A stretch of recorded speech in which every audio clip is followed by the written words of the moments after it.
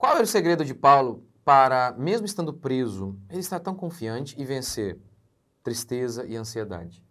Sobre isso que a gente quer falar hoje. Bom dia, graça e paz. Filipenses 1:12.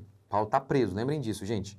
Irmãos, quero que saibais que as coisas que me aconteceram, que coisas? Que ele foi preso, contribuíram para o avanço do evangelho. Este texto é chave para que você vença a ansiedade, o desânimo, o medo. Este texto é chave. Esse texto aqui, ó, essas coisas que me aconteceram contribuíram. É só uma maneira diferente de falar a mesma coisa que Paulo fala em Romanos. Tudo coopera para o bem daqueles que amam a Deus. É só uma maneira diferente de falar basicamente a mesma coisa. Então Paulo está dizendo, olha, as coisas que me aconteceram, ou seja, a prisão, que é uma coisa ruim, contribuíram. É o que Paulo está falando lá em Romanos, que Deus usa as coisas más para o bem. A gente vê essa doutrina em toda a Escritura. Em toda a Escritura a gente vê isso. Por exemplo, José. José foi vendido como escravo por seus irmãos. Aí, por conta disso, ele foi para o Egito. Lá ele se tornou um homem poderoso e, por conta disso, lá ele acabou salvando seus irmãos. Quando ele se encontra com seus irmãos, ele diz, olha, não foram vocês que me enviaram para cá, foi Deus. O que ele está querendo dizer é que Deus foi soberano, inclusive, sobre aquela coisa ruim.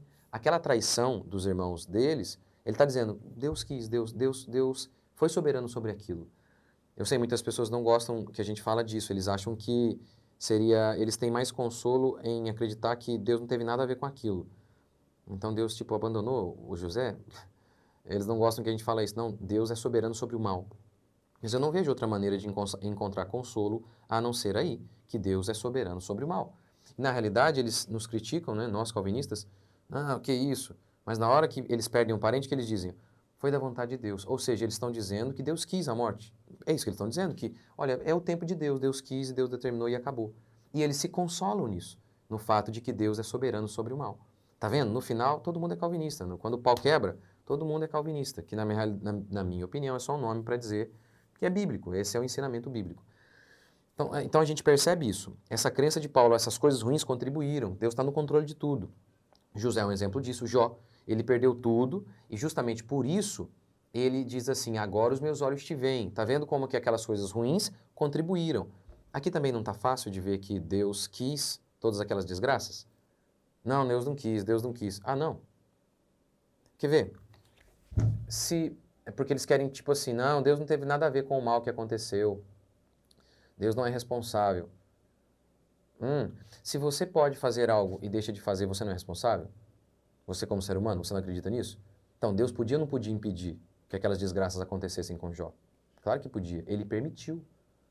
Ele permitiu, é diferente de ele ser responsável, mas é claro que ele é responsável.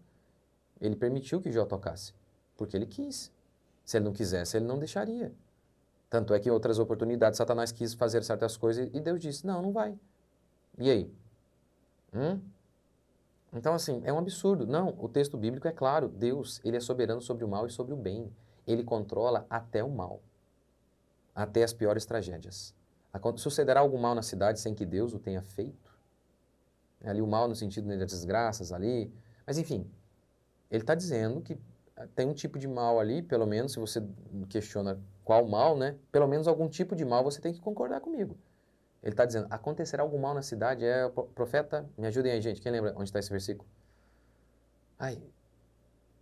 Não lembro qual, é um dos profetas menores. Sucederá algum mal, acho que é Sofonias? Não lembro, quem lembra, põe aqui o texto para mim. Sucederá algum mal à cidade sem que Deus o tenha feito? Tá vendo? Deus é soberano sobre o mal, assim como foi com Jó.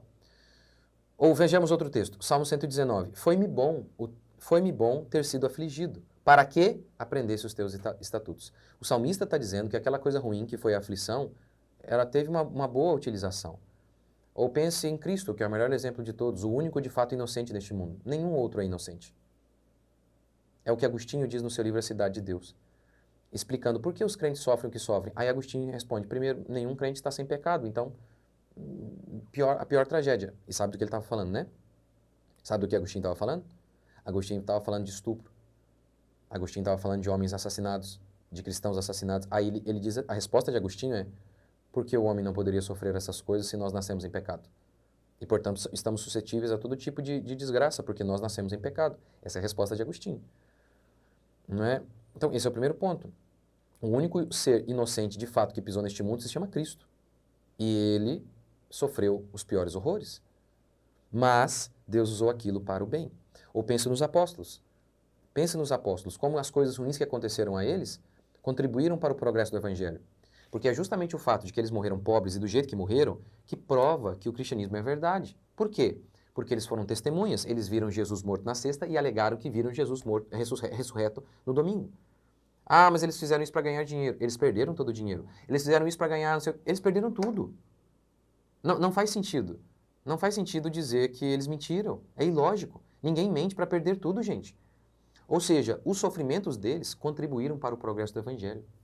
As coisas que me aconteceram têm contribuído para o progresso do Evangelho. Paulo cita duas coisas boas aqui, né? Verso 13. A tal ponto de ficar claro para toda a guarda pretoriana e para todos os demais que é por Cristo que estou na prisão. Ou seja, justamente porque Paulo estava preso, ele pregou para aqueles caras, para aqueles guardas. Segunda bênção. 14. E animados pelas minhas prisões, a maior parte dos irmãos do Senhor tem muito mais coragem para falar da palavra de Deus. Olha o que Paulo está dizendo. A minha prisão trouxe libertação para os guardas pretorianos e trouxe libertação para muitos outros. Por quê? Porque os irmãos tiveram coragem e pregaram com coragem.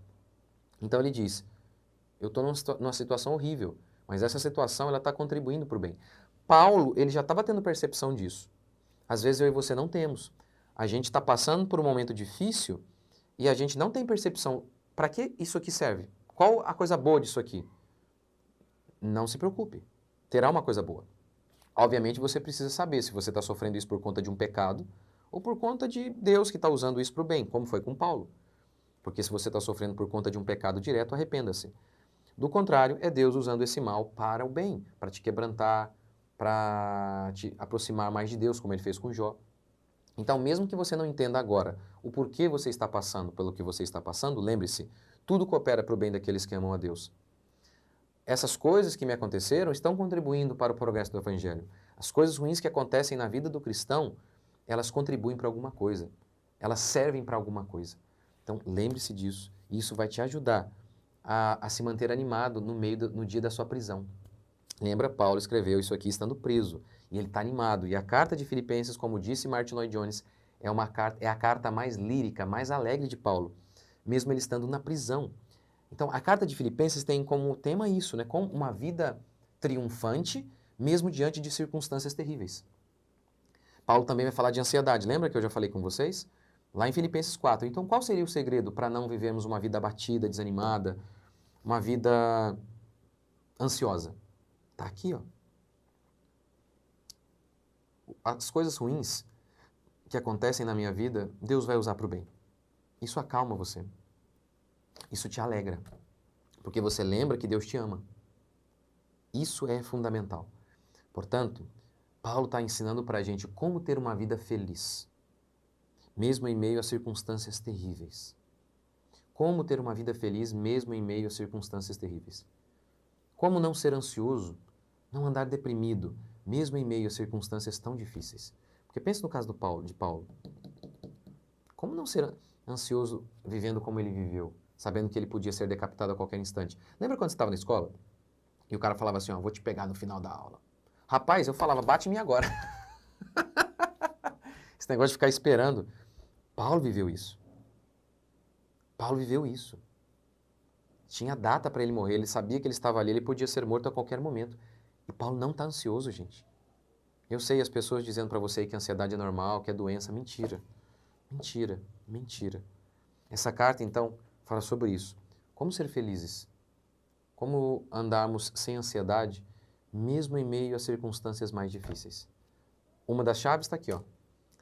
Eu quero que vocês saibam que as coisas que estão acontecendo comigo têm contribuído. As coisas ruins têm sido usadas para o bem. Porque tudo coopera para o bem daqueles que amam a Deus. Aqui está a chave da alegria e de um espírito sereno e em paz. Um espírito que não é ansioso. Você crê? Senhor, obrigado por mais um dia. Bendizemos o teu santo nome e louvamos ao Senhor por tudo que o Senhor tem feito e ainda vai fazer. Que a graça do Senhor esteja conosco, que a mão poderosa do Senhor nos acompanhe a cada dia. Livre-nos do mal, Pai. Conduz, Senhor, as nossas vidas no teu caminho e faz-nos fortes como teu servo Paulo, para que tenhamos uma vida triunfante, mesmo em meio às circunstâncias mais difíceis. Mesmo em meio às circunstâncias mais difíceis, faz-nos fortes, Pai, em nome de Jesus. Gente, lembrando, eu vou fazer essa série aqui mais elaborada, né? Aqui é uma coisa mais... Eu estou me esforçando aqui para ser bíblico, espero que esteja sendo, eu acredito que estou sendo. Mas vou tentar fazer essa série, e acho que estou até pensando nesse título mesmo, hein? Uma vida em paz e cheia de alegria, mesmo diante das circunstâncias mais terríveis. O problema é que vai ficar muito grande esse título, mas é um resumo aí de Filipenses, né?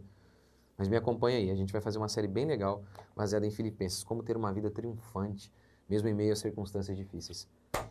Deus abençoe, gente.